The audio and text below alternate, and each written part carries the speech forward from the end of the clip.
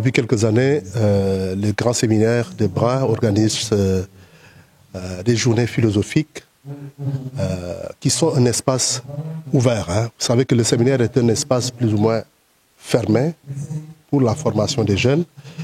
Ils sont comme dans un incubateur. Donc, ils sont comme dans une gestation.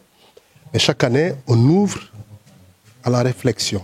Donc, ces journées philosophiques sont un peu comme des portes ouvertes de la réflexion, des portes ouvertes de la pensée, puisqu'on invite des gens qui sont de l'extérieur à venir participer à ces joutes sur la réflexion.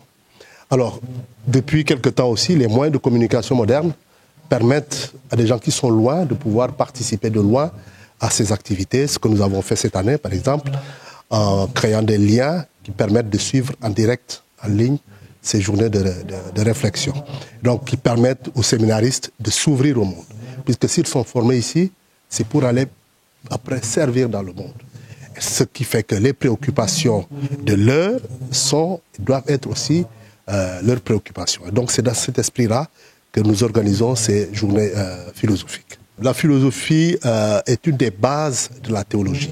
Ce qui fait que la première étape de la formation théologique commence par une formation philosophique. Il faut que le séminariste ait une base philosophique assez importante pour pouvoir engager la partie théologique. Donc ici à Brin, notre travail c'est essentiellement pour donner aux séminaristes une base solide en philosophie qui est un tremplin pour qu'ils engagent les études théologiques qu'ils feront à Sébikotane. Donc ils font 2 ans ici à Brin et puis 4 ans de théologie à Sébikotane. Donc la philosophie est vraiment une des bases de la théologie, ce qui fait que l'Église universelle insiste beaucoup sur la formation théologique des futurs prêtres. Et celui qui pense que le philosophe est un athée, c'est mal comprendre la philosophie. Il y a plusieurs dimensions de philosophie. Il y a une philosophie chrétienne, il y a une philosophie islamique, il y a une philosophie athée. Et donc, la philosophie, c'est comme on le dit, l'amour de la sagesse. Or, pour le religieux, par exemple, dans la tradition juive, qui sont des philosophes aussi, la base de la philosophie, c'est Dieu lui-même, la sagesse, qui est l'auteur de la sagesse. Et la sagesse de l'homme découle de la sagesse de Dieu.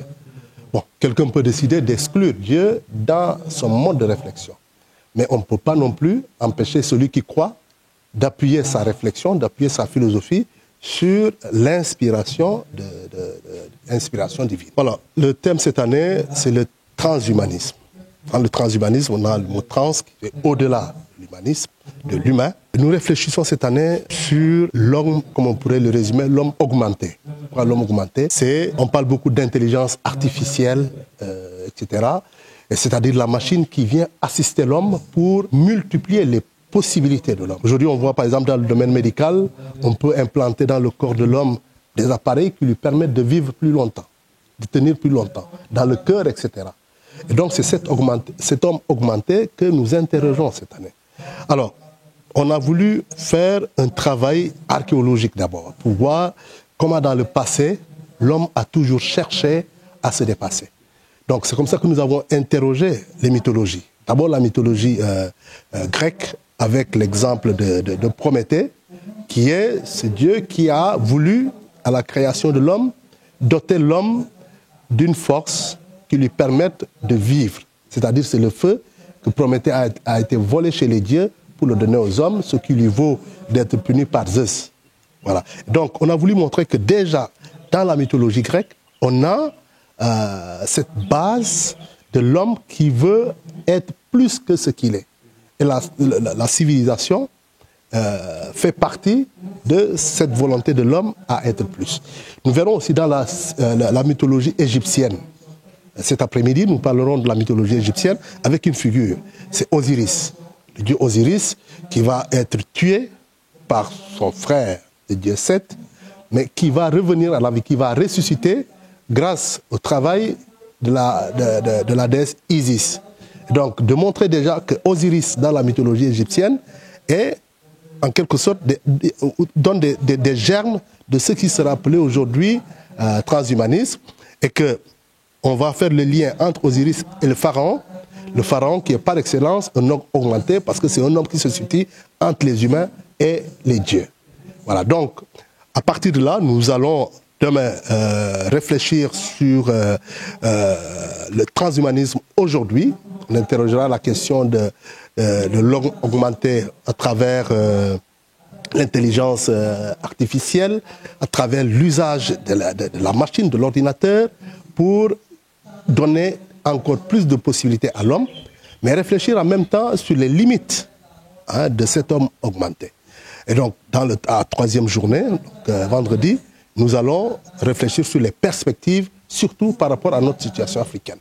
C'est là où nous allons intégrer d'autres domaines, tels que celui de la sorcellerie, tel qu'il est pensé ici en Afrique ou ailleurs.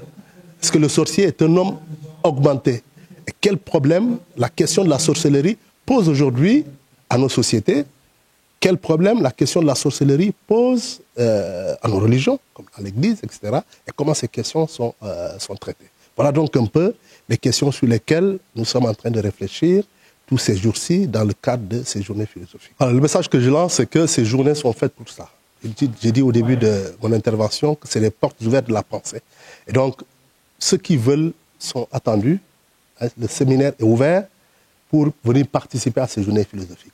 Ceux qui peuvent venir physiquement peuvent venir. Ceux qui ne peuvent pas venir physiquement, il y a les liens qui sont créés qui leur permettent de suivre à distance nos activités, nos travaux.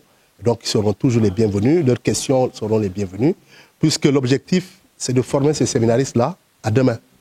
Demain, ils seront en paroisse, ils seront confrontés à des réalités, ils seront en contact avec d'autres personnes. Et cette ouverture permet déjà, pendant qu'ils sont en formation, de pouvoir interagir avec eux.